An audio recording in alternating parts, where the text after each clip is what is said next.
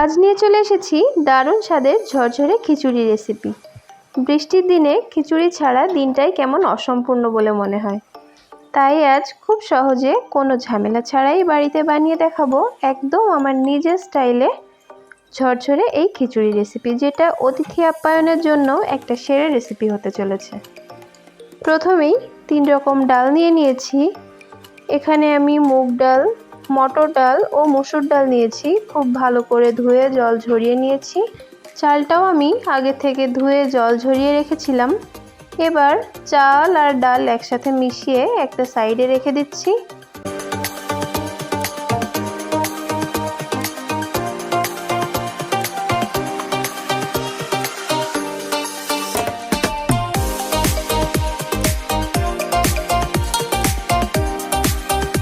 কড়াইতে সর্ষের তেল দিয়ে আগে থেকে কেটে রাখা আলুগুলো দিয়ে সামান্য নুন আর হলুদ দিয়ে লাল লাল করে ভেজে তুলে নেব।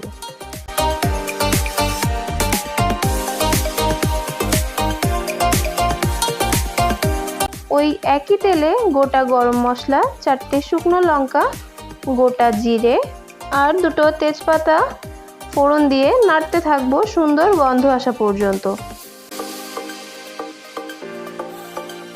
এবার বেশ খানিকটা পেঁয়াজ কুচি দিয়ে দেব। পেঁয়াজটা পরিমাণে একটু বেশিই দেব। একটু নাড়াচাড়া করে বেশ কয়েকটা চেরা কাঁচা লঙ্কা দিয়ে দিচ্ছি। একটু মিশিয়ে নিয়ে বেশ খানিকটা কুচনো রসুন দিয়ে দেব। কোনো কিছুই খুব বেশি ভাজবো না।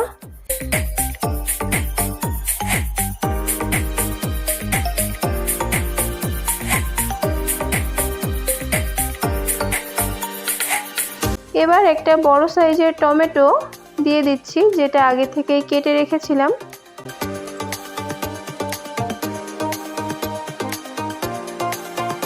সবকিছু নরম হয়ে আসলে দিয়ে দেব স্বাদ মতো নুন আর হলুদ গুঁড়ো।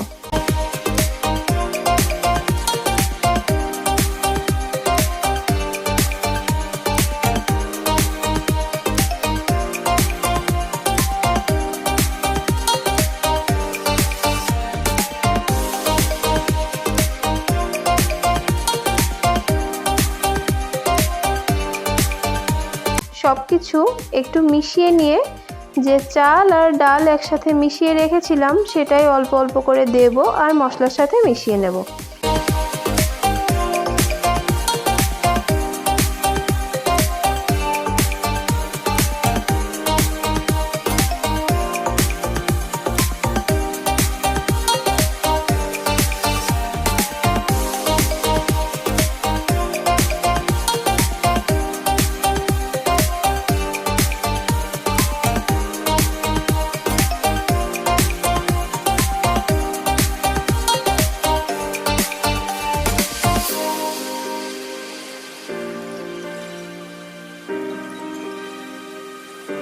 একটু সময় নিয়ে চাল আর ডালটাকে ভেজে নিতে হবে। অনবরত নাড়তে থাকবো। নাড়তে নাড়তে ভাজা প্রায় হয়ে গেছে। এবার আমি একটা পাত্রে জল গরমে বসিয়েছি, তার মধ্যে 2 টুকরো লেবু দিয়ে দিচ্ছি। এবার মশলা দিয়ে ভাজা চাল আর ডালের মিশ্রণটা ঢেলে দেব। এবার দিয়ে দিচ্ছি ভেজে রাখা আলুর টুকরোগুলো। একটু নেড়ে দেব। দিয়ে দিচ্ছি 1 চামচ চিনি আর 2 চামচ সর্ষের তেল।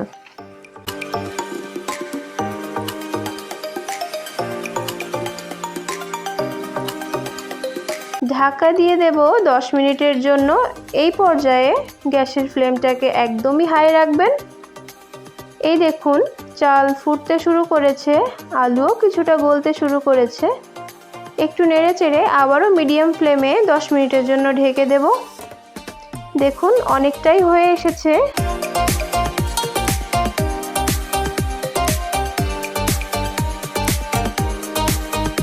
এবার 2টো চেরা কাঁচা লঙ্কা আর 2 চামচ পরিমাণ ঘি দিয়ে নেড়ে চেড়ে গ্যাস বন্ধ করে 5 মিনিট ঢাকা দিয়ে রাখলেই রেডি ঝরঝরে এই মুখরোচক খিচুড়ি রেসিপি। বৃষ্টির দিনে এরকম 1 প্লেট খিচুড়ি থাকলে আর কি চাই বলুন।